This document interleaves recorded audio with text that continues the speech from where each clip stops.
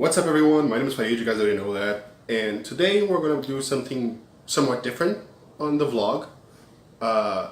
We're going to be talking about, I don't know if it counts as a conspiracy theory, because it's not really a conspiracy, like no one conspired to make this happen. It's more like a weird thing, maybe, I don't know.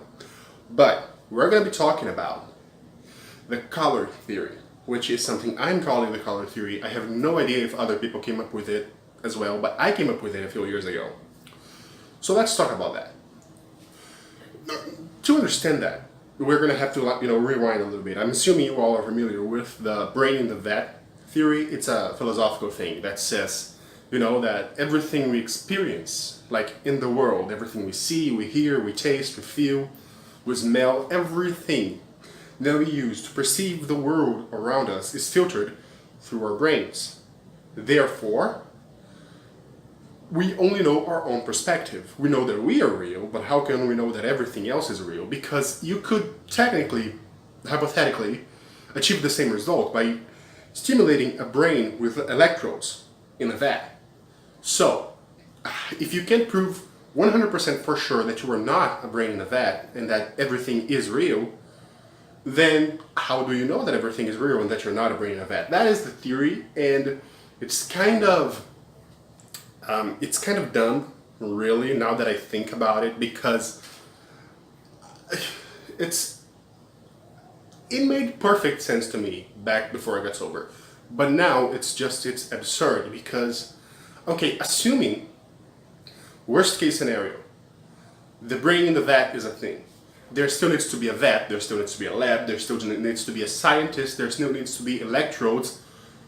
Even if we were in a simulation, we would have to be running somewhere, simulating something that was created by someone. So even if you assume that the brain in a vat is real, you have to assume that reality is also real. So it's just, it's kind of redundant, it's a bit of a paradox, it's insane, it's dumb, it doesn't matter. But there is something from this theory that was caught right, that makes sense, which is that everything we experience in our lives is filtered through our brains. And that's where my color theory builds in. Because, think about it.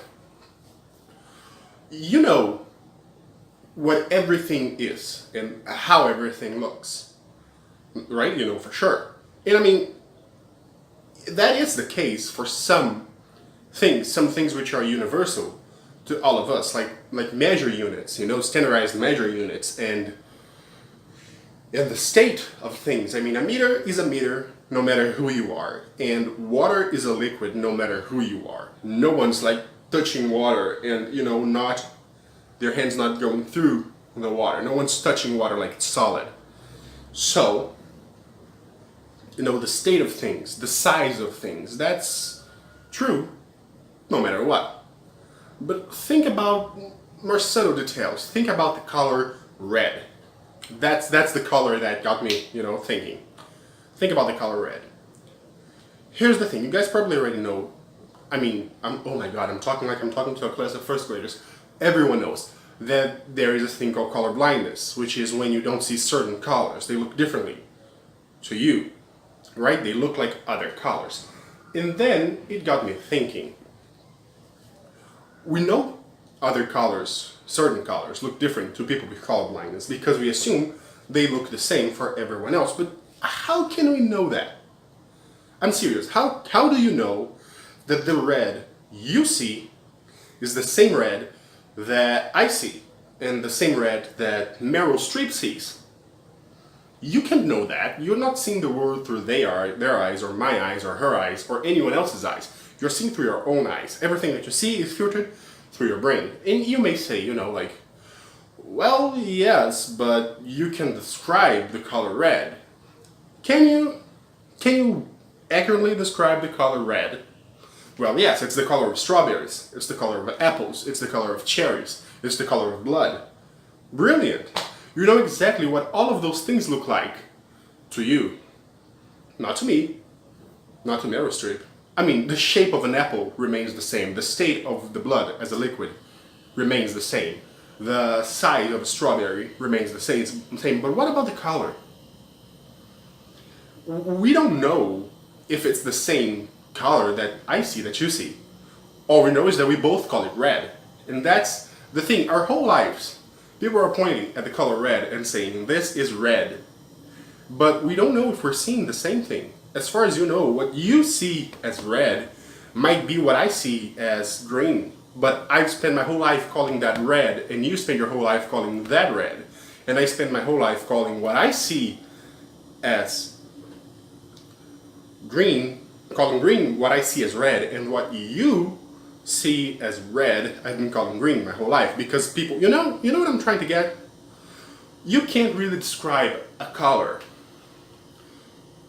using words that were not already used to associate to that color, or to words that were associated to words that were associated to that color. It all comes back to the fact that other people call that color by that name, and then you see it and you think, well, that's that color that everyone calls red. That's red.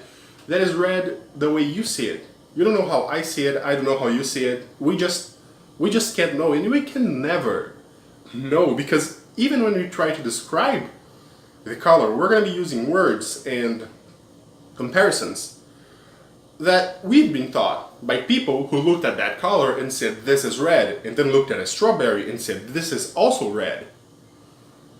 Do you see where I'm getting here?